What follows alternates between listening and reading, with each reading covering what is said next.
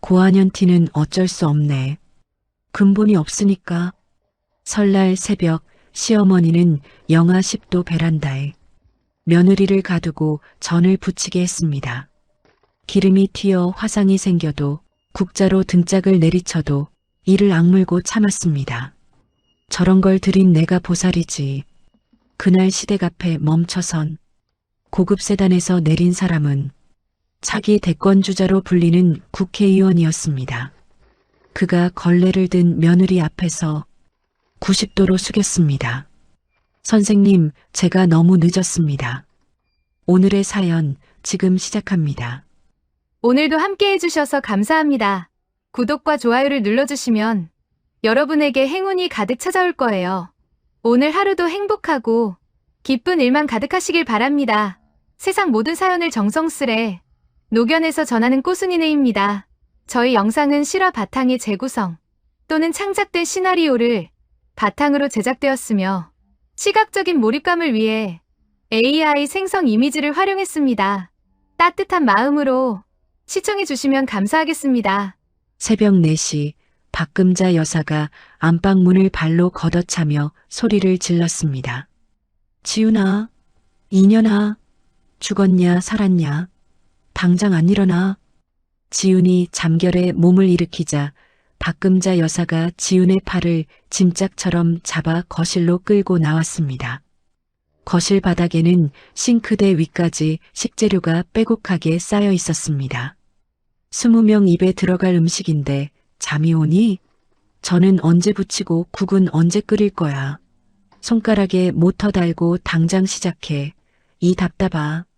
박금자 여사가 지훈의 손등을 쇠국자로 팍 내리치며 베란다를 가리켰습니다. 거실에 기름 냄새 배면 네가 책임질 거야? 옷에 냄새 배는 것도 아까우니까 당장 베란다로 기어나가. 지훈이 식재료를 옮겨 베란다로 나가자 박금자 여사가 뒤따라와 유리문을 바깥에서 철컥 잠가버렸습니다. 영하 10도의 칼바람이 베란다를 휘감았습니다. 지훈은 얇은 면 티셔츠 차림으로 온몸을 덜덜 떨며 동태포를 뜨기 시작했습니다. 손가락 끝이 붉게 짓무르고 갈라진 살틈으로 피가 배어 나왔지만 지훈은 이를 악물고 뜨거운 기름솥 앞에 섰습니다. 전을 부칠 때마다 튀는 기름이 손등 위에 둥근 화상 자국을 남겼습니다. 아침 8시가 되자 현관문이 열리며 신우이 서연의 가족을 시작으로 친척 20여 명이 한꺼번에 몰려 들어왔습니다. 아이고, 형님 오셨어요. 어서 오세요. 집이 좁아서 죄송해요. 박금자 여사가 친척들을 맞이하며 상을 가리켰습니다. 이것 좀 보세요. 우리 민준이가 이번에 그 큰 대기업에서 아주 귀한 과장 자리에 앉았잖아요. 승진했다고 용돈을 이렇게나 두둑이 보냈네. 박금자 여사가 두툼한 용돈 봉투를 흔들자 친척들이 어머나 민준이가 효자네 하며 감탄사를 쏟내었습니다. 지훈이 4시간 동안 추위에 떨며 부친 전과 나물이 상위에 올라갔지만 수고했다는 말은 어디에서도 들리지 않았습니다. 에그머니, 이 정간이 왜 이 모양이야? 소금을 들이부은 거야? 안 넣은 거야? 국도 미적지근하니 맛이 없네. 역시 요즘 젊은 애들은 정성이 하나도 없어. 친척들이 입맛을 다시며 타박을 늘어놓는 사이 박금자 여사가 지훈에게 턱짓을 했습니다. 예, 자리가 좁다. 너까지 앉으면 손님들 불편하니까 부엌 구석 가서 대충 먹어라. 여긴 너 앉을 자리 없어. 지훈은 아무 말 없이 부엌 싱크대 구석으로 물러났습니다. 친척들이 남기고 간 식은 국물과 부서진 전 부스러기가 지훈의 몫이었습니다. 지훈이 고개를 숙이고 국물을 떠먹는데 박금자 여사가 씩씩거리며 부엌으로 들어왔습니다. 너는 먹는 게 입으로 들어가니? 전 색깔 좀 봐. 반은 숯덩이처럼 태워 먹고 내 속처럼 시커멓게 만들었냐? 박금자 여사가 지훈의 등짝을 국자 손잡이로 사정없이 세게 내리쳤습니다. 지훈의 어깨가 앞으로 꺾였지만 입에서는 신음 한마디 새어나오지 않았습니다. 박금자 여사가 거실로 돌아가며 친척들을 향해 동네방네 들으라는 듯 목소리를 높였습니다. 아유, 말도 마세요. 제가 부모 없는 고아 출신이라 근본이 없잖아요. 가르쳐도 안 되네. 콩 심은데 콩나지 별 수 있겠어요? 거실에서 비릿한 웃음소리가 터져나왔습니다. 서연의 아이들이 거실에서 뛰어놀다 컵에 담긴 식혜를 지훈의 옷에 쏟았습니다. 끈적한 액체가 지훈의 가슴팍부터 무릎까지 흘러내렸습니다. 야, 지훈아, 너 넋 나갔어? 애 옷 젖은 건 안 보이고 내 옷 버린 것만 아깝냐? 당장 화장실 가서 바닥 닦고 옷도 빨아. 박금자 여사의 고함에 지훈이 화장실로 들어갔습니다. 지훈은 차가운 수돗물에 옷을 비비며 바닥에 주저앉았습니다. 거실에서 들려오는 시댁 식구들의 웃음소리가 화장실 타일 벽을 타고 울렸습니다. 박금자 여사가 화장실 문을 벌컥 열었습니다. 손님들 다 갈 때까지 여기서 나오지 마. 너 같은 꼬라지 돌아다니면 우리 집안 망신이니까. 문이 닫히고 바깥에서 잠금장치가 돌아가는 소리가 났습니다. 좁고 습한 화장실 안에서 지훈은 천천히 주머니 속 스마트폰을 꺼냈습니다. 화면에 메시지 하나가 떠 있었습니다. 선생님, 강 의원 측에서 긴급 변수가 발생했다고 합니다. 지금 당장 접선을 요청하고 있습니다. 지훈의 눈빛이 달라졌습니다. 출판사 교정 직원으로 위장한 채 5년을 버텨온 지훈. 그 이면에는 정계를 뒤흔드는 천재 전략가 제이가 숨어 있었습니다. 지훈이 스마트폰의 녹음 앱을 눌렀습니다. 거실에서 박금자 여사의 목소리가 또렷하게 잡혔습니다. 저런 물건을 며느리라고 데리고 사는 내가 진짜 보살이지. 제 부모가 살아있었으면 내 손에 머리채가 다 뽑혔을 거야. 근본도 없는 것. 지훈은 녹음 파일을 암호화하여 조력자 승우의 보안 서버로 전송했습니다. 젖은 손을 앞치마에 닦으며 지훈이 거울 속 자신의 얼굴을 들여다보았습니다. 초라하게 부은 눈 아래로 차갑고 날카로운 빛이 서서히 떠올랐습니다. 지훈의 입술이 소리 없이 움직였습니다. 5년이면 됐지. 1시간쯤 지났을까 화장실 문이 거칠게 열리며 신우이 서연이 들이닥쳤습니다. 서연의 손에는 지훈이 거실 구석에 두었던 낡은 가방이 들려 있었습니다. 언니, 이게 다 뭐야? 가방 속에 웬 종이 뭉치가 이렇게 처박혀 있어? 서연이 가방을 거꾸로 확 뒤집자 내용물이 타일 바닥 위로 지저분하게 쏟아졌습니다.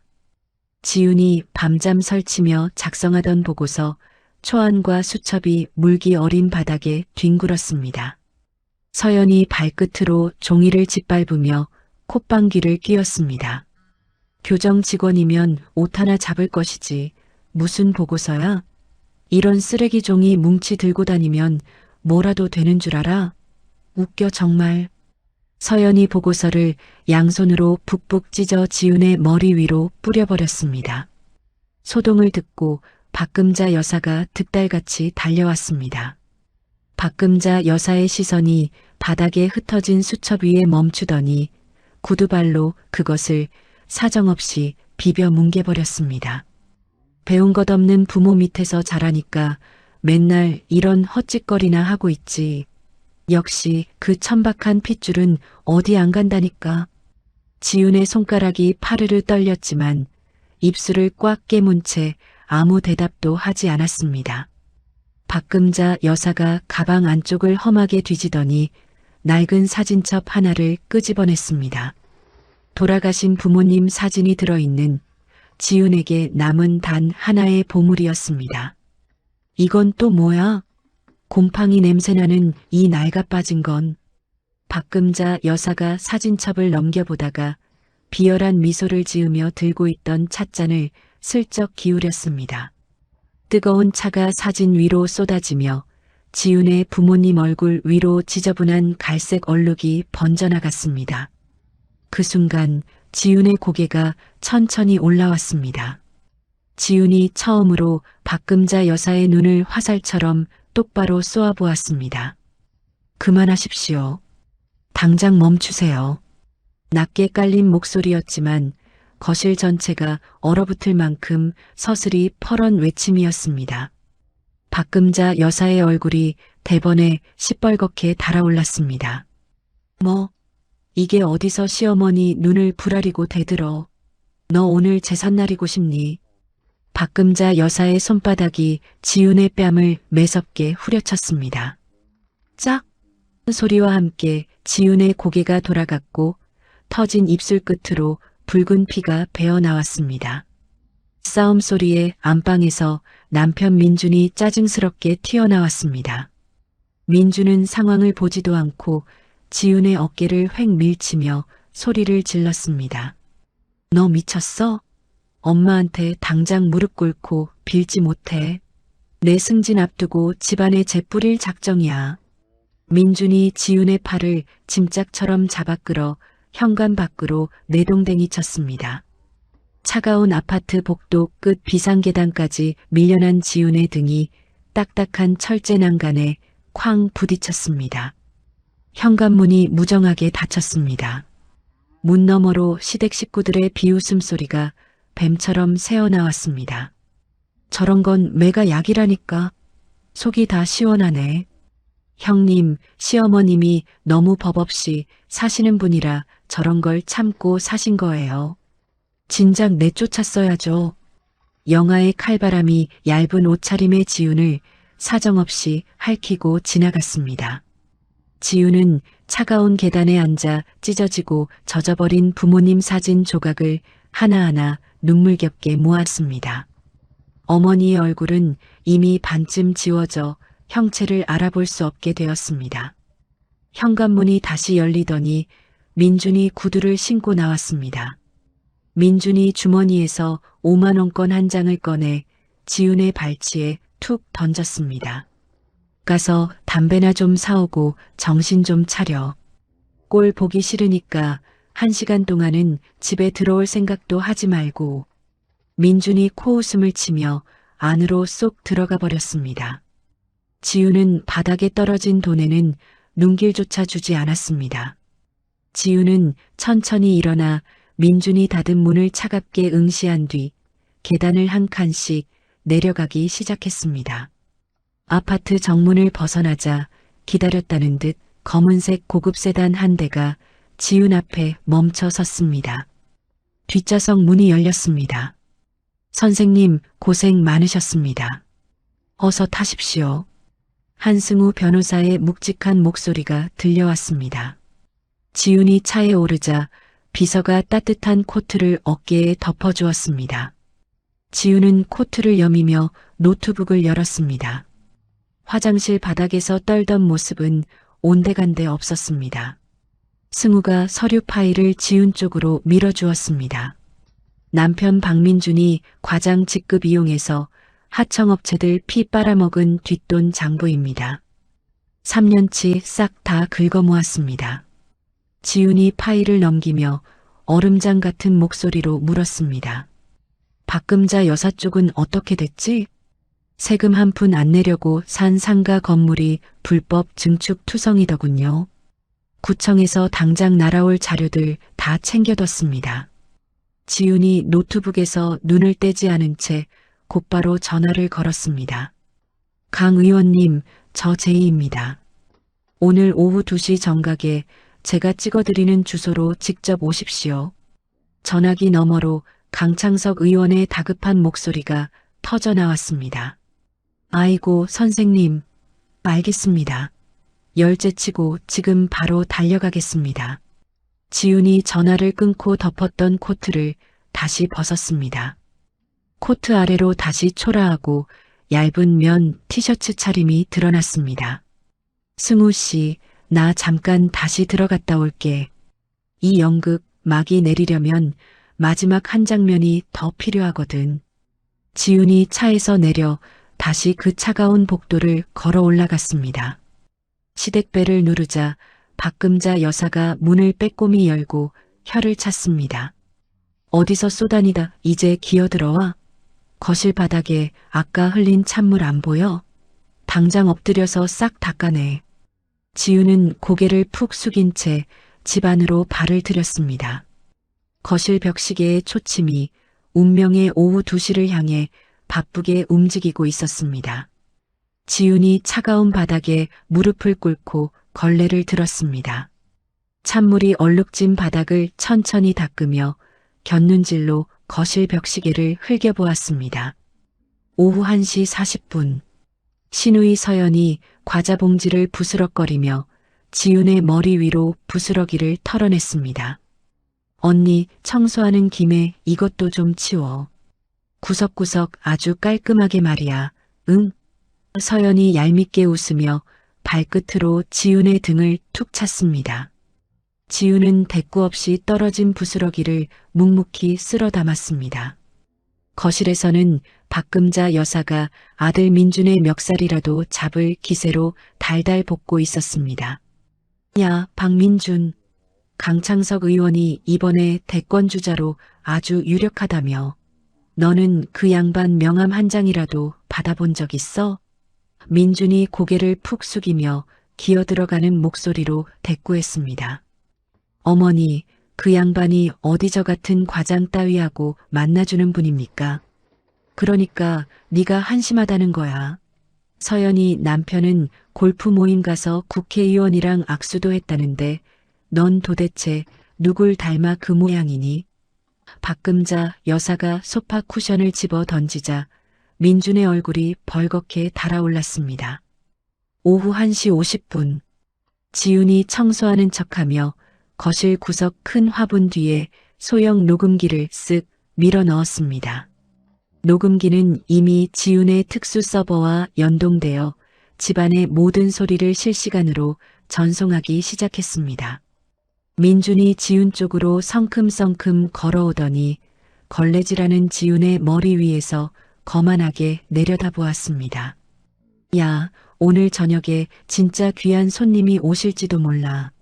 넌 입 꽉 닫고 방구석에 처박혀 있어. 내 말 알았어? 지훈은 대답 대신 고개만 살짝 끄덕였습니다. 오후 1시 55분. 지훈의 손목의 찬호치가 짧고 강하게 진동했습니다. 화면에는 킹메이커들만의 암호문이 한 줄 떠올랐습니다. 단지 입구 진입. 3분 내 도착. 지훈이 잡고 있던 걸레를 바닥에 툭 내려놓고 천천히 몸을 일으켰습니다. 박금자 여사가 베란다 창밖을 내다보다가 눈이 튀어나올 듯 커졌습니다. 검은색 대형 세단 세대가 경찰 오토바이의 호위를 받으며 아파트 정문을 당당히 지나고 있었습니다. 민준아, 저것 좀 봐. 저 차 앞에 국기가 꽂혀 있어. 저거 엄청난 높으신 분 차 아니냐? 박금자 여사가 헐레벌떡 현관으로 뛰어갔습니다.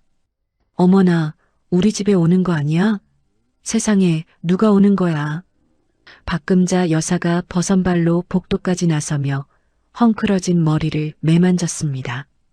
띵 하고 엘리베이터 문이 열리자 검은 양복을 입은 건장한 수행원 4명이 먼저 쏟아져 내렸습니다. 박금자 여사가 환희에 찬 얼굴로 한 발 앞으로 나섰습니다. 아이고, 어서 오세요.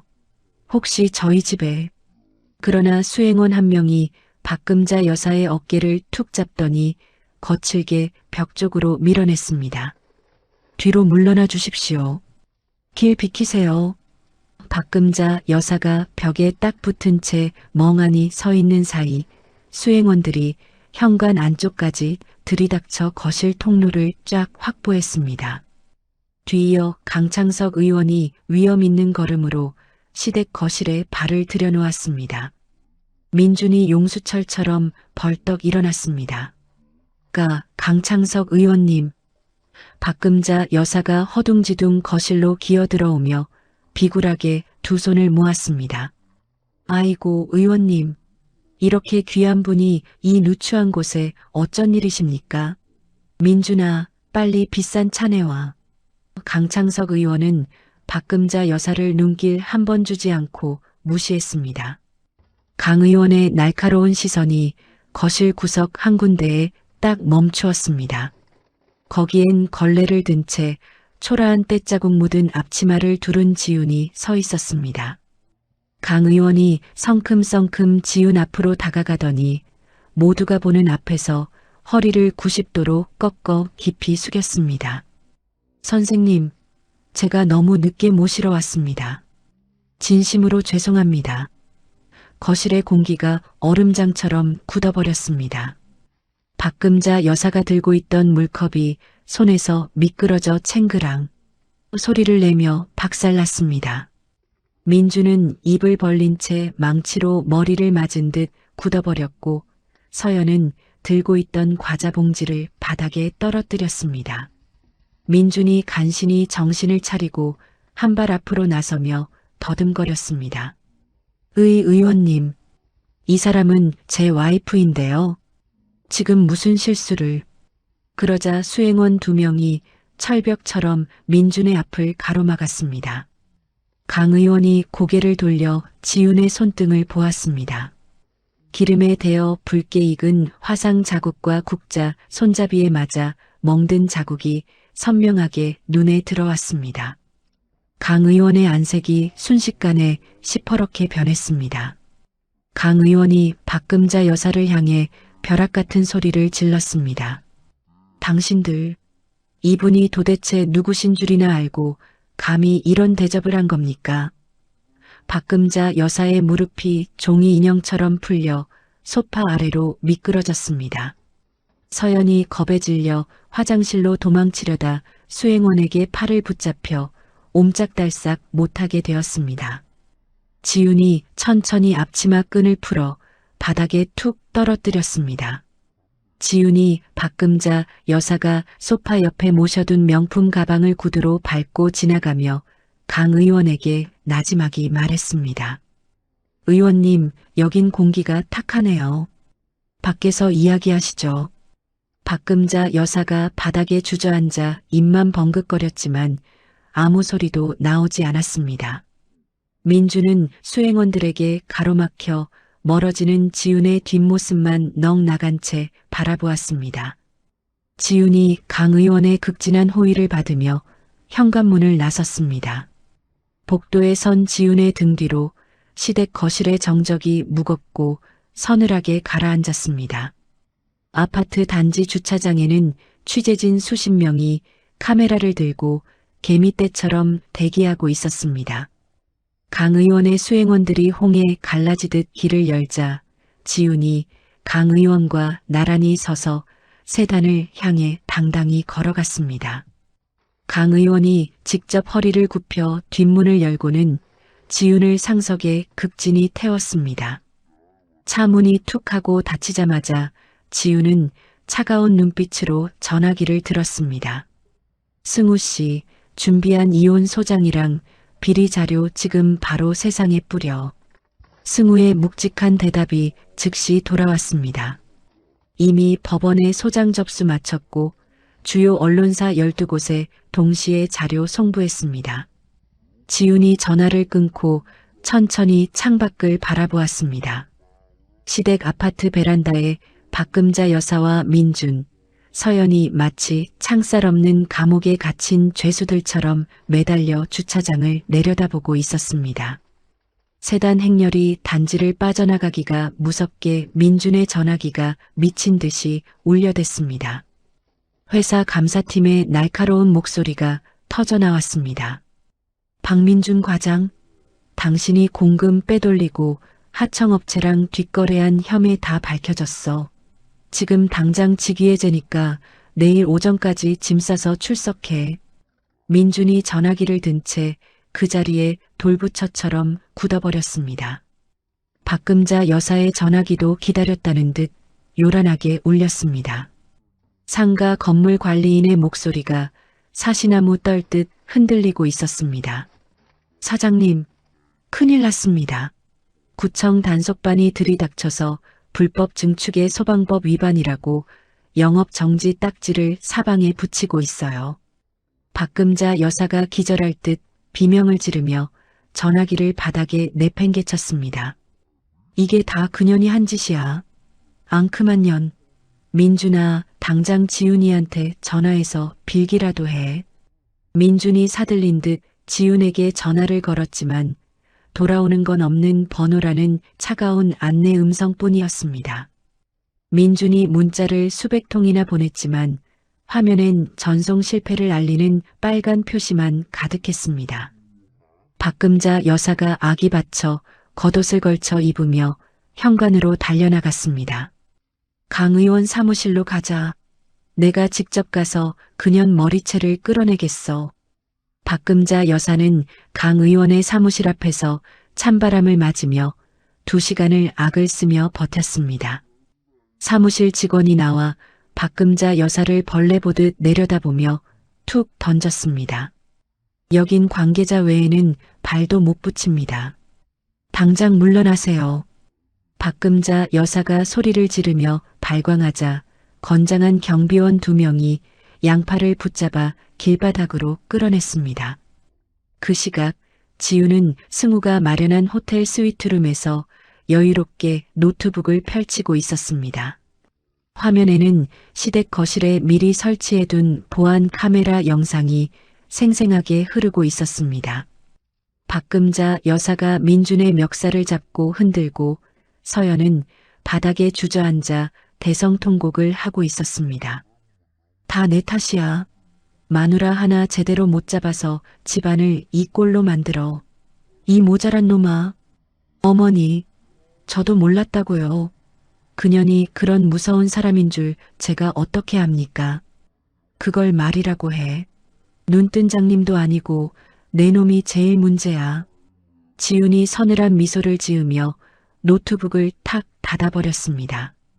다음 날 아침 지역 일간지 이면에 대문짝만한 기사가 실렸습니다. 현대판 노예 며느리 5년간의 눈물겨운 학대 사연 전말 공개. 박금자 여사의 이름 석자와 사는 아파트 동호수까지 낱낱이 기사에 적혔습니다. 박금자 여사가 평소 목에 힘주며 다니던 교회에서 먼저 전화가 걸려왔습니다. 권사님, 당분간 교회 나오지 마세요. 권사님 때문에 교인들이 다 수군거려서 예배가 안 됩니다. 사교 모임 단체 채팅방에서는 박금자 여사가 말 한마디 못 해보고 강제로 퇴장당했습니다. 이틀 뒤 승우가 지훈에게 서류 뭉치를 내밀며 보고했습니다. 민준의 통장이랑 박금자 여사 이름으로 된 상가 부동산까지 싹 다 가압류 묶어버렸습니다. 지훈이 창밖의 화려한 야경을 바라보며 말없이 고개를 끄덕였습니다. 같은 시각 민준은 지훈이 쓰던 방을 미친 사람처럼 뒤지고 있었습니다. 서랍이란 서랍은 다 빼서 바닥에 던졌지만 지훈의 흔적은 머리카락 한 올조차 남아있지 않았습니다. 옷가지도 신발도 손때 묻은 수첩 한 권도 감쪽같이 사라진 뒤였습니다. 민준이 텅 빈 서랍 앞에 주저앉아 악 소리를 지르며 바닥을 주먹으로 내리쳤습니다. 일주일 뒤 강 의원은 압도적인 표 차이로 대선 후보직을 차지하며 승전보를 울렸습니다. 수백 명의 기자 앞에서 강 의원이 힘차게 외쳤습니다. 저에게는 대한민국 최고의 전략가 제이 선생님이 계십니다. 카메라 플래시가 번쩍이는 가운데 지훈은 화면 밖 어둠 속에서 그 장면을 가만히 지켜보았습니다. 승우가 지훈의 어깨를 감싸며 나지막이 물었습니다. 이제 속이 좀 시원해? 지훈이 화면에서 시선을 거두며 얼음처럼 차갑게 대답했습니다. 아니, 아직 멀었어. 이건 고작 예고편일 뿐이야. 강 의원의 캠프가 마련한 안가는 서울 외곽의 숲으로 둘러싸인 조용한 저택이었습니다.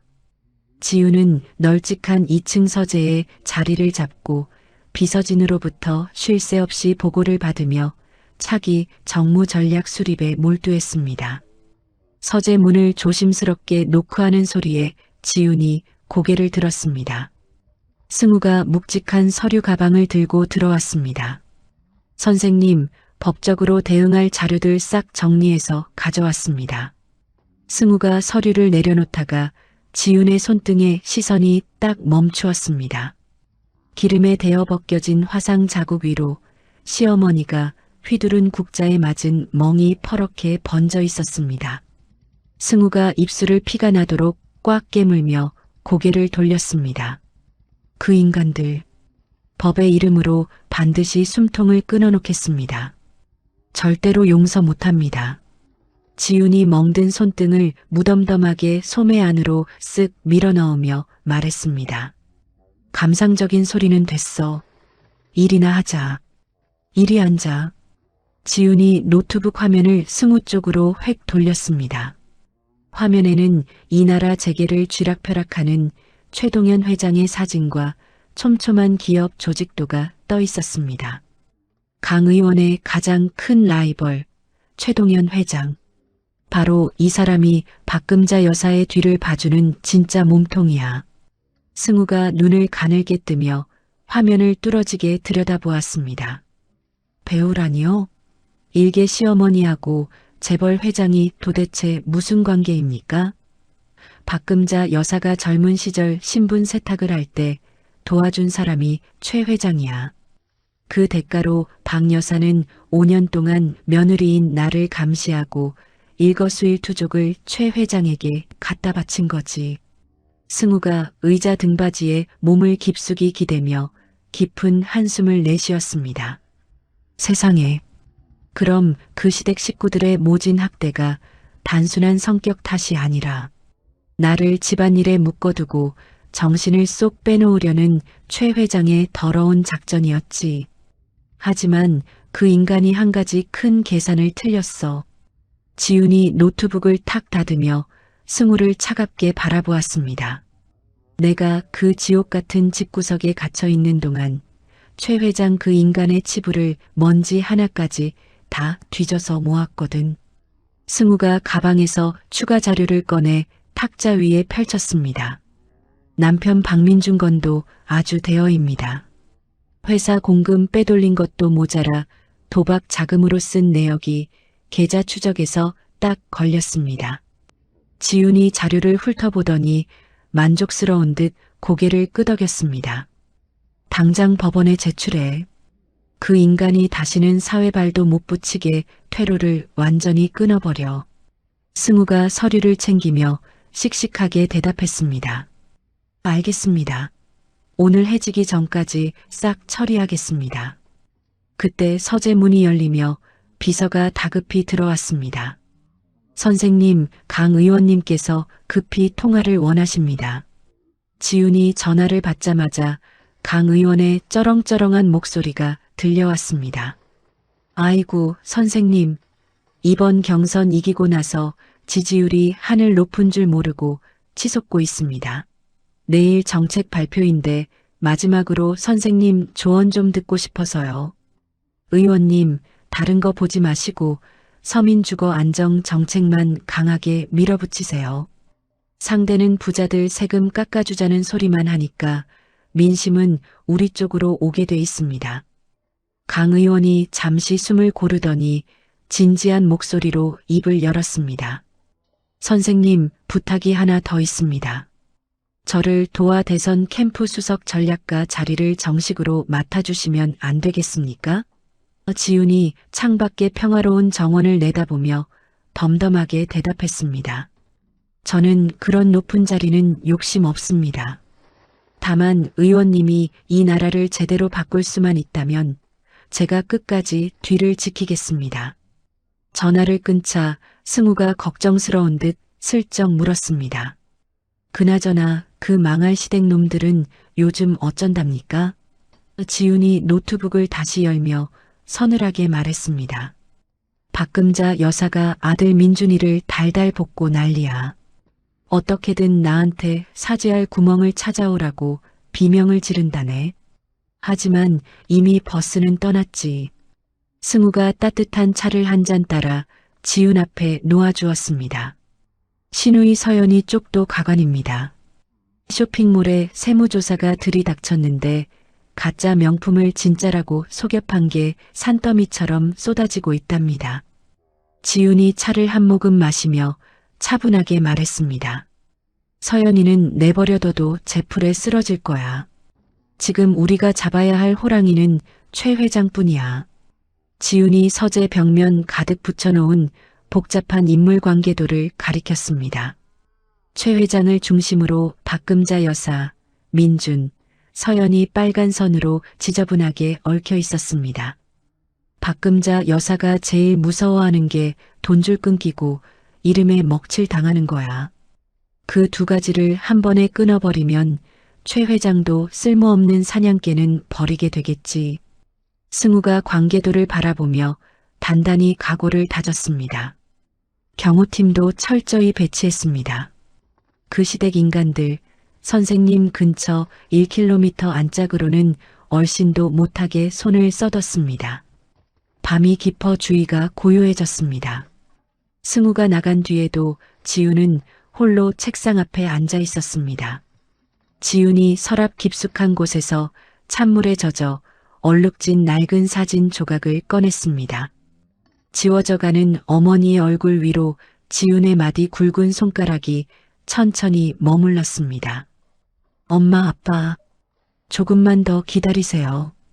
이제 거의 다 왔어요. 지훈이 사진을 소중히 넣고 다시 노트북 앞에 앉았습니다. 화면 위에는 최동현 회장 비리 총정리라는 시커먼 파일이 열려 있었습니다. 지훈의 손가락이 키보드 위를 번개처럼 빠르게 두드리기 시작했습니다. 다음 날 아침 구청 단속반 직원 4명이 박금자 여사의 상가 건물 앞에 들이닥쳤습니다. 건물 입구에 영구 폐쇄 명령이라고 적힌 시뻘건 압류 딱지가 사방에 붙었습니다. 건물 관리인이 사색이 되어 박금자 여사에게 전화를 걸었습니다. 사장님, 큰일 났습니다. 건물 전체가 무단 개조된 걸로 판정나서 과태료만 수억 원이랍니다. 지금 당장 문 닫으래요. 박금자 여사가 전화기를 쥔 채 거실 바닥에 털썩 주저앉았습니다. 수억이 뭐야, 수억이. 그 건물이 내 목숨이고 전 재산인데 이게 무슨 날벼락이야. 민준이 놀라 어머니에게 달려왔지만 박금자 여사는 민준의 손을 거칠게 뿌리쳤습니다. 너 때문이야. 이 등신 같은 놈아.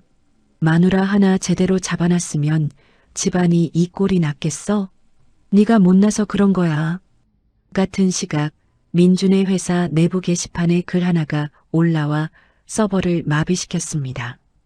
제목은 대기업 전략기획실 과장의 소름 끼치는 두 얼굴이었습니다.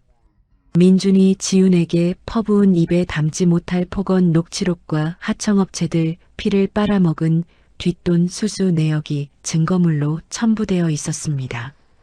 민준이 출근하자 복도에서 마주치는 동료마다 오물을 본 듯 고개를 획 돌렸습니다. 세상에 사람이 어떻게 저래? 겉만 멀쩡했지 완전 짐승이네. 아무도 민준에게 인사하지 않았고 인사팀 직원이 민준의 자리로 싸늘하게 찾아왔습니다. 박 과장님, 인사위원회에서 정식 형사 고소 통지서 나왔습니다. 짐 챙길 것도 없이 지금 바로 대기실로 가주시죠. 민준이 통지서를 받아든 손은 사시나무 떨듯 사정없이 흔들리고 있었습니다. 신우이 서연에게도 하늘이 무너지는 재앙이 쏟아졌습니다. 인기 쇼핑몰 대표, 가짜 명품 판매 및 수십억 탈세 의혹 포착이라는 기사가 포털 사이트 메인에 대문짝만하게 걸렸습니다. 서연의 쇼핑몰 사무실 전화기가 미친 듯이 울려대기 시작했습니다. 환불해줘. 이 사기꾼아. 가짜를 진품이라고 속여 팔아놓고 네가 사람이야. 서연이 사무실 책상 위에 산더미처럼 쌓인 경찰 고소장 더미를 보며 자신의 머리카락을 쥐어뜯으며 비명을 질렀습니다. 지우는 캠프 본부 회의실에서 3개의 모니터를 번갈아 바라보고 있었습니다. 한 화면에는 박금자 여사의 상가 건물이 폐쇄되는 장면이 다른 화면에는 민준이 회사에서 쫓겨나는 게시판이, 마지막 화면에는 서연의 파멸을 알리는 기사가 떠 있었습니다. 지훈의 표정은 마네킹처럼 한치의 흔들림도 없었습니다. 지훈이 옆에 서 있는 비서에게 얼음장 같은 목소리로 말했습니다. 다음 단계 빈틈없이 준비해. 그날 저녁 박금자 여사는 정신 나간 사람처럼 강 의원의 사무실 앞에 다시 나타났습니다. 내가 강 의원님 뵐 때까지 여기서 한 발자국도 안 가. 우리 며느리 좀 만나게 해달라고. 박금자 여사가 사무실 앞 차가운 인도에 돗자리를 깔고 철퍼덕 앉아 악을 썼습니다. 지나가던 강 의원 지지자 서너 명이 박금자 여사를 단박에 알아보았습니다. 어머, 저 여자 아니야? 뉴스에 나온 노예 며느리 시어머니. 맞아. 설날에 영하 10도 베란다에 가둬놓고 전 부치게 했다는 그 독한 할망구네. 지지자들이 박금자 여사를 향해 침을 뱉으며 욕설을 퍼부었습니다. 남의 귀한 딸 데려다가 하녀로 부리니 속이 시원하디? 천벌 받을련. 박금자 여사가 고개를 푹 숙이고는 돗자리를 황급히 말아들고 도망치듯 택시를 잡아탔습니다. 이틀 뒤 지훈은 정재계 인사들이 모두 모인 화려한 만찬장에 나타났습니다. 검은색 명품 정장을 입은 지훈이 만찬장 입구에 서자 모든 시선이 한꺼번에 쏠렸습니다. 저분이 바로 강 의원의 그 천재 전략가래. 경선 승리도 다 저분 머리에서 나왔다면서? 진짜 대단한 책사라더군. 지훈이 만찬장 안으로 우아하게 걸어 들어가자 내로라 하는 기업 대표들과 정치인들이 먼저 달려와 손을 내밀었습니다. 지훈이 여유롭게 악수를 나누는 순간 만찬장 입구에서 소란스러운 소동이 벌어졌습니다. 민준이었습니다. 헝클어진 머리에 퀭한 눈을 한 민준이 경비원들에게 붙잡힌 채 버둥거렸습니다. 지훈아, 지훈아, 나 좀 봐. 제발 한 번만, 딱 한 번만 이야기 좀 하자. 만찬장 안의 시선이 일제히 입구로 향하며 웅성거리기 시작했습니다. 지훈이 들고 있던 와인잔을 천천히 내려놓고 입구 쪽을 차갑게 한번 바라보았습니다. 민준과 눈이 마주쳤습니다. 민준의 눈에는 비굴한 눈물이 가득 고여 있었습니다. 지훈은 단 1초의 망설임도 없이 시선을 거두고 옆자리의 기업 대표에게 고개를 돌렸습니다. 무시하시고 말씀 이어가시죠. 민준이 경비원들에게 질질 끌려나가며 목이 터져라 지훈의 이름을 불렀지만 거대한 만찬장 문은 가차없이 닫혔습니다. 승우가 지훈 옆으로 다가와 낮은 목소리로 속삭였습니다. 박금자 여사 쪽 친척들이 방금 성명 냈어. 박 여사랑은 이제 남남이라며 인연 끊겠대. 지훈이 와인잔을 천천히 들어올리며 짧게 대답했습니다. 쥐새끼들이 가라앉는 배에서 먼저 도망치는 법이지. 만찬이 끝난 뒤 지훈은 승우가 운전하는 차에 몸을 실었습니다. 승우가 백미러로 지훈을 살피며 물었습니다. 민준이 그 자식 저 꼴로 나타날 줄 알았어? 지훈이 창밖으로 흐르는 가로등 불빛을 보며 무덤덤하게 말했습니다. 예상했어. 하지만 내가 돌아봐야 할 사람은 이제 그 집안에 단 한 명도 없어. 지훈이 전화기를 꺼내 시댁 식구들이 있는 단체 채팅방을 열었습니다. 지훈의 손가락이 화면 위에서 꾹꾹 눌러 담듯 마지막 메시지를 쳤습니다. 당신들이 내게 준 영화의 추위는 이제 당신들이 평생 짊어질 몫입니다. 메시지를 보낸 뒤 지훈은 미련 없이 채팅방을 나갔습니다. 승우가 백미러로 본 지훈의 눈가가 아주 잠깐 붉어지는 듯 했지만 이내 예리한 칼날 같은 차가운 빛으로 돌아왔습니다. 이혼 재판 첫날 법원 정문 앞에는 취재진 100여 명이 카메라를 세우고 지훈을 기다리고 있었습니다. 검은 수트를 입은 지훈이 승우와 나란히 차에서 내리자 카메라 셔터 소리가 한꺼번에 터졌습니다. 지훈이 법원 계단을 올라가는 발걸음에는 한치의 흔들림도 없었습니다. 법정 안으로 들어서자 피고석에 민준이 앉아 있었습니다. 한 달 전만 해도 대기업 과장의 반듯한 얼굴이었지만 지금은 눈밑이 퉁그스름하게 내려앉고 양볼이 쑥 들어가 있었습니다. 민준이 지훈을 보자 자리에서 반쯤 일어나며 입술을 달달 떨었습니다. 지훈아, 나 좀 봐줘. 지훈아. 지훈은 민준을 벌레 보듯 무시하고 원고석에 도도하게 앉았습니다. 승우가 재판부 앞에 증거자료 상자를 쾅 소리 나게 올려놓았습니다. 재판장님, 피고 측이 저지른 짐승 같은 학대 증거와 입에 담지 못할 폭언 녹취록, 그리고 회사 공금 빼돌린 내역서까지 싹 다 제출합니다. 민준의 국선 변호사가 서류를 넘기다 얼굴이 하얗게 질려 손을 부들부들 떨었습니다. 민준이 지훈의 이름을 몰래 써서 돈을 빌린 대출 서류가 화면에 크게 뜨자 방청석에서 세상에 저게 사람이야? 하는 웅성거림이 번졌습니다. 민준이 벌떡 일어섰습니다. 재판장님, 억울합니다. 저는 그 대출에 대해서 아내한테 미리 다 말하고 허락받았습니다. 승우가 비웃듯 곧바로 서류 한 장을 높이 들어 올렸습니다. 이건 피고가 아내 인감을 몰래 훔쳐다 찍은 증거입니다. 여기 어디에 원고의 사인이 있습니까? 이건 엄연한 범죄입니다. 민준이 입을 떡 벌렸지만 아무 말도 나오지 않았습니다. 재판장이 서슬 퍼런 눈으로 민준을 내려다보며 말했습니다. 피고는 당장 자리에 앉으십시오. 한마디만 더하면 법정 모독죄로 다스리겠습니다. 민준이 기가 꺾여 풀썩 의자에 주저앉았습니다.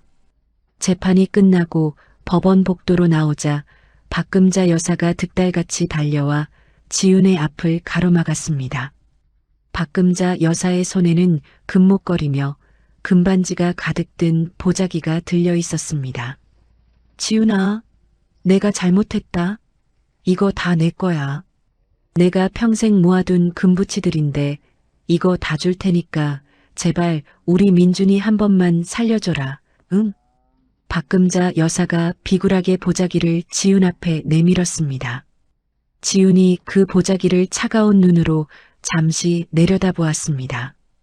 지훈이 보자기를 낚아채듯 받아들더니 복도 옆 커다란 쓰레기통 뚜껑을 열고는 망설임 없이 집어 던져버렸습니다. 박금자 여사의 무릎이 툭 꺾이며 복도 바닥에 볼품없이 주저앉았습니다. 이 인연이, 네가 진짜 미쳤구나. 내 전 재산을. 지훈이 바닥에 나뒹구는 박금자 여사를 서늘하게 내려다보며 입을 열었습니다. 어머님, 5년 동안 저한테 하신 말씀들 하나도 안 잊었습니다. 근본 없는 년 고아 출신 물건. 그 더러운 말들 제 녹음기에 다 들어있어요. 박금자 여사가 고개를 들어 귀신이라도 본 듯 지훈을 올려다보았습니다. 지훈의 눈에는 분노도 슬픔도 없이 오직 얼음 같은 냉기만 서려 있었습니다. 어머님이 그동안 저한테 시킨 하녀 일들, 이제 어머님이 감옥에서 직접 하시게 될 겁니다. 각오하세요. 지훈이 가차없이 돌아서서 복도를 걸어나갔습니다. 박금자 여사가 바닥에 엎드려 아이고 곡소리를 내며 울음을 터뜨렸지만 지나가는 사람 중 아무도 뒤를 돌아보지 않았습니다. 3주 뒤 강 의원이 드디어 대선에서 당선되었습니다. 당선 직후 강 의원이 가장 먼저 전화를 건 상대는 다름 아닌 지훈이었습니다. 선생님, 이 강창석이가 이 자리에 오기까지 선생님이 안 계셨다면 꿈도 못 꿨을 겁니다. 진심으로 감사합니다. 지훈이 전화기를 내려놓고 지그시 승우를 바라보았습니다. 승우가 지훈의 맞은편에 앉아 기분 좋은 얼굴로 서류를 정리하고 있었습니다. 지훈아, 내 부모님 선산이랑 옛집. 오늘자로 전부 되찾았어. 등기 이전까지 싹 끝냈다. 지훈의 손가락이 책상 위에서 미세하게 파르르 떨렸습니다. 지훈이 창밖을 바라보며 입술을 꽉 깨물었습니다. 한참 뒤에야 지훈이 떨리는 낮은 목소리로 말했습니다. 승우야, 정말 고마워. 승우가 자리에서 일어나 지훈의 앞에 다가와 섰습니다. 지훈아, 이제 할 말이 있어. 승우가 지훈의 가냘픈 손을 두 손으로 꼭 잡았습니다. 이 지긋지긋한 전쟁이 다 끝나면 그때는 나랑 같이 살자. 내 남은 인생은 내가 목숨 걸고 지킬게. 지훈이 승우의 따뜻한 얼굴을 올려다보았습니다. 지훈의 눈가가 발갛게 젖어들었지만 입꼬리는 아주 천천히 행복하게 올라갔습니다. 그래, 전쟁이 다 끝나면. 승우가 지훈의 손을 더 세게 쥐며 고개를 끄덕였습니다. 그날 밤 지훈의 전화기에 승우가 보낸 긴급 메시지가 띠링하고 떴습니다. 최동현 회장이 박금자 여사랑 접촉했어. 그놈들이 마지막 발악을 시작했어. 지훈이 화면을 뚫어지게 응시하며 의자 등받이에 몸을 깊숙이 기대었습니다. 지훈의 눈이 다시 칼날처럼 차갑고 날카롭게 가라앉았습니다. 최동현 회장의 비서가 박금자 여사를 서울 외곽의 으리으리한 호텔 스위트룸으로 안내했습니다. 테이블 위에는 침이 꼴깍 넘어갈 만큼 두툼한 서류 봉투가 덩그러니 놓여 있었습니다. 최 회장이 가죽 소파에 몸을 깊숙이 묻은 채 박금자 여사를 뱀 같은 눈으로 올려다보았습니다. 박 여사, 내가 시키는 대로만 하면 됩니다. 하나도 어렵지 않아요. 박금자 여사가 떨리는 손으로 서류 봉투를 열자 안에는 신사임당 얼굴이 그려진 현금 다발이 빈틈없이 꽉꽉 들어차 있었습니다. 박금자 여사의 눈이 휘둥그레졌습니다. 아니, 회장님, 이게 다 뭡니까? 이렇게 큰 돈을. 활동비입니다. 박 여사가 방송국 가서 딱 한 가지만 말하면 돼요. 며느리 김지훈이 강창석 대통령의 비자금을 관리하면서 제 주머니를 채웠다. 이 한마디면 끝납니다. 박금자 여사가 돈다발을 홀린 듯 만지작거리며 슬쩍 물었습니다. 근데 그게 진짜 사실입니까? 최 회장이 비열한 웃음을 흘렸습니다. 사실이고 아니고가 뭐가 중요해? 박 여사가 시어머니 입장에서 눈물 콧물 짜면서 말하면 세상 사람들은 다 믿게 돼 있어. 뒷일은 내가 다 알아서 할 테니까 걱정 붙들어 매라고. 박금자 여사가 돈다발을 쥔 손에 꽉 힘을 주며 고개를 끄덕였습니다. 알겠습니다, 회장님. 시키는 대로 다 하겠습니다. 다음 날 아침 주요 일간지 일면에 천둥벼락 같은 기사가 터졌습니다. 강창석 대통령의 천재 책사 검은 정치 자금 세탁 의혹 포착.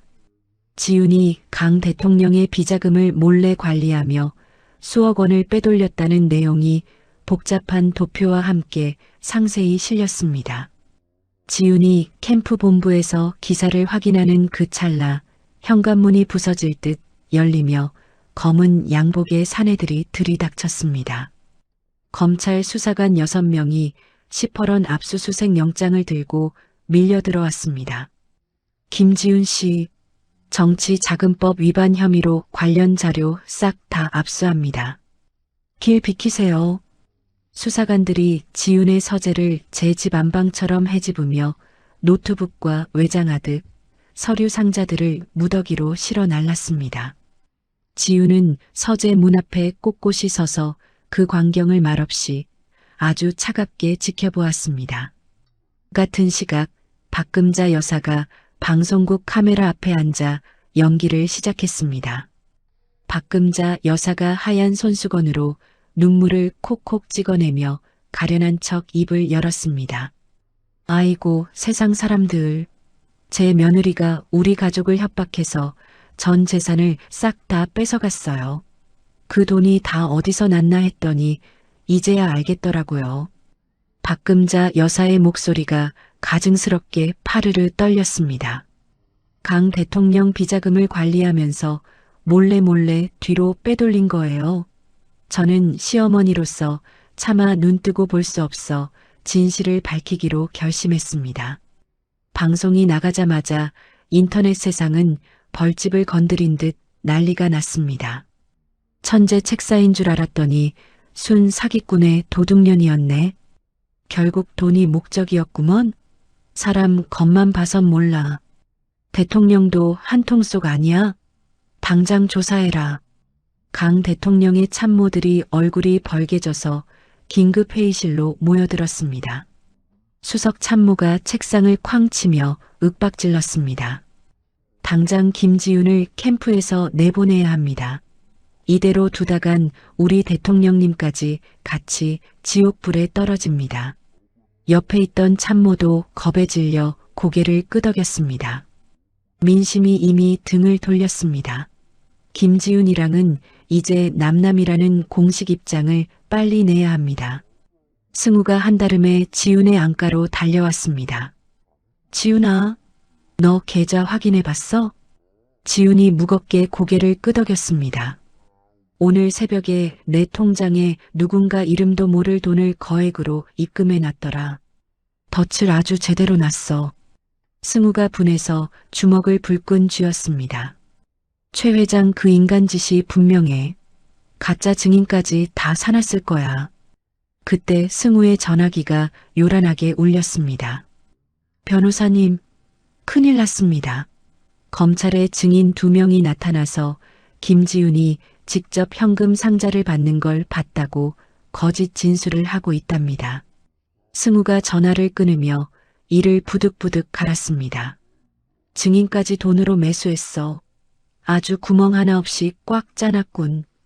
지윤에게 모든 연락이 뚝 끊기기 시작했습니다. 어제까지만 해도 굽신거리던 캠프 비서들도 전화를 안 받았습니다. 지윤을 추앙하던 정재계 인사들도 하나둘 문자를 멈추고 등을 돌렸습니다. 안가 밖에는 기자들이 개미떼처럼 몰려와 카메라를 들이밀며 소리를 질렀습니다. 김지윤 씨, 비자금 의혹 사실입니까? 한마디만 해주세요. 감옥에 있던 민준도 이 틈을 놓치지 않았습니다. 옥중 탄원서를 써내며 지윤이 얼마나 부도덕한 여자인지 자기가 증언하겠다고 발버둥을 쳤습니다. 승우가 지윤의 앞에 앉아 한숨을 내쉬며 말했습니다. 지윤아, 강 대통령 쪽에서 내일 아침에 공식 발표를 한대. 너랑 인연을 끊겠다는 내용이야. 지윤이 창밖을 멍하니 바라보았습니다. 안가 앞도로는 취재 차량으로 꽉 막혀 있었습니다. 지윤이 시선을 돌려 승우에게 나지막이 물었습니다. 최 회장이 박금자 여사한테 연락할 때 쓴 비밀 기록. 그거 복구할 수 있겠어? 승우가 눈을 번뜩이며 고개를 끄덕였습니다. 아무리 꽁꽁 숨겨놔도 내 손에 걸리면 다 나옵니다. 시간은 좀 걸려도 반드시 찾아낼게. 그게 우리 살 길이야. 그리고 하나 더 할 일이 있어. 지윤이 전화기를 들었습니다. 잠시 뒤 박금자 여사의 앙칼진 목소리가 들려왔습니다. 누구야, 이 밤중에. 어머님, 접니다. 지윤이요. 박금자 여사가 흥 하고 코웃음을 쳤습니다. 어머나, 우리 잘나신 전 며느님. 기사 봤지? 너도 이제 끝장이야. 이제 내 편 들어줄 인간은 이 세상에 아무도 없어. 박금자 여사의 얄미운 웃음소리가 스피커를 타고 흘러나왔습니다. 최 회장님이 다 밝혀주실 거야. 네가 얼마나 시커먼 속을 가진 년인지. 지윤이 전화기를 귀에 댄 채 입꼬리를 슬쩍 올렸습니다. 어머님, 최 회장이 돈을 얼마나 듬뿍 줬길래 이렇게 기운이 펄펄 나세요? 박금자 여사가 흥분해서 나불대기 시작했습니다. 그분이 나한테 얼마나 큰 돈을 줬는지가 뭐가 중요해. 중요한 건 네가 이제 감옥 가게 생겼다는 거지. 호호. 지윤이 조용히 전화를 끊고 녹음 파일을 저장했습니다. 승우가 그런 지훈의 얼굴을 복잡한 눈으로 바라보았습니다. 승우야, 강 대통령한테 딱 24시간만 참아달라고 전해줘. 그 안에 내가 전부 다 뒤집어 엎을 테니까. 승우가 자리에서 일어나 단단히 고개를 끄덕였습니다. 지훈은 텅 빈 서재에 홀로 앉아 책상 위 부모님 사진 조각을 가만히 내려다보았습니다. 지훈의 손가락이 사진 위를 따뜻하게 한번 쓸고 지나갔습니다. 지훈이 의자에서 일어나 노트북을 다시 열었습니다.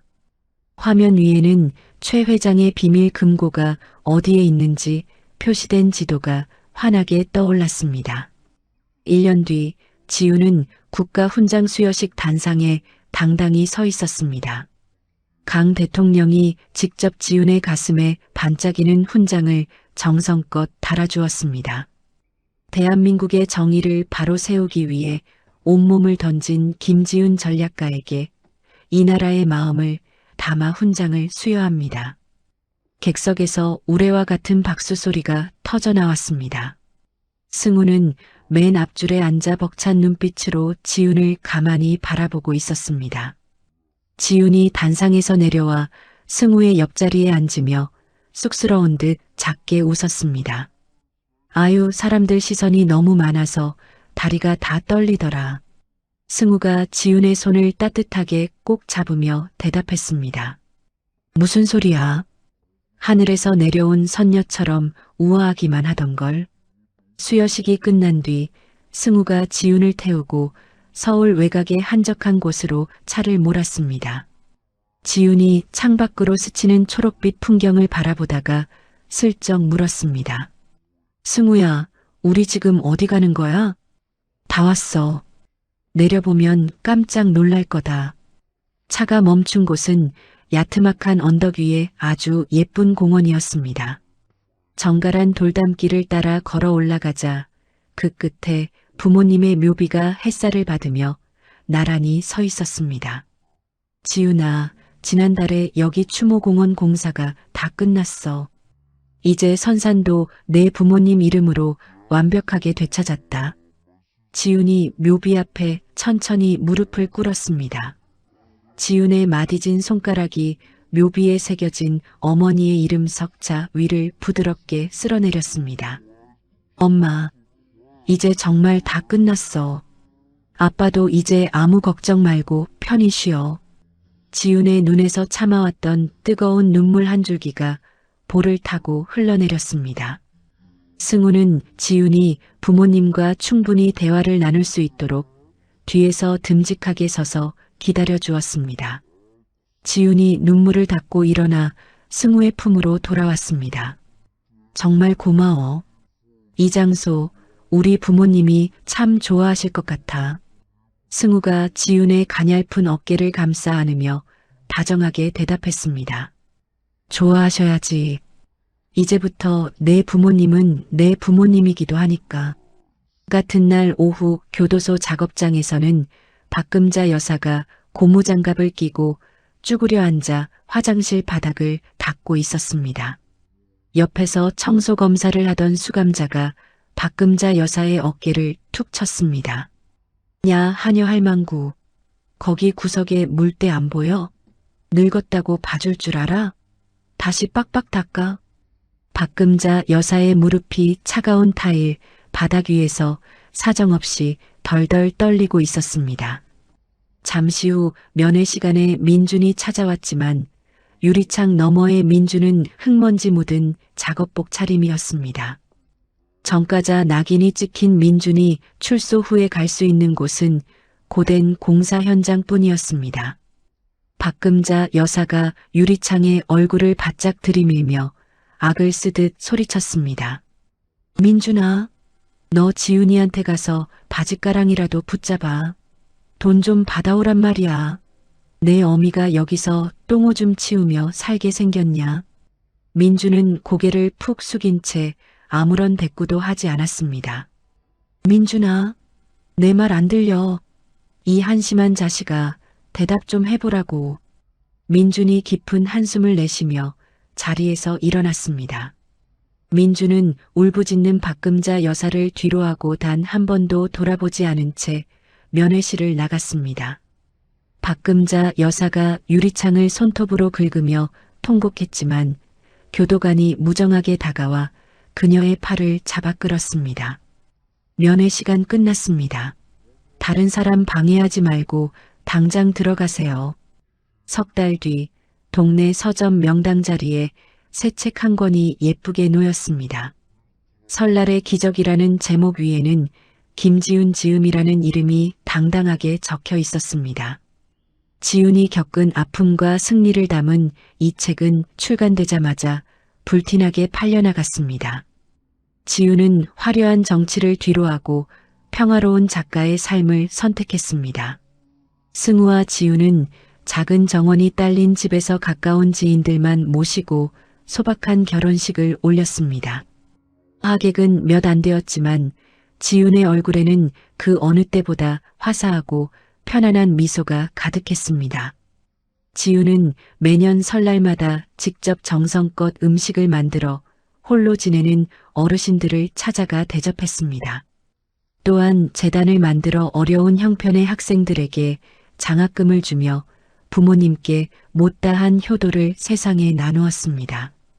어느 맑은 가을 오후 지훈이 승우와 함께 차를 타고 도심을 지나고 있었습니다. 창밖으로 한때 지옥처럼 느껴졌던 옛시댁 아파트 단지가 보였습니다. 지훈이 그 아파트를 가만히 바라보았습니다.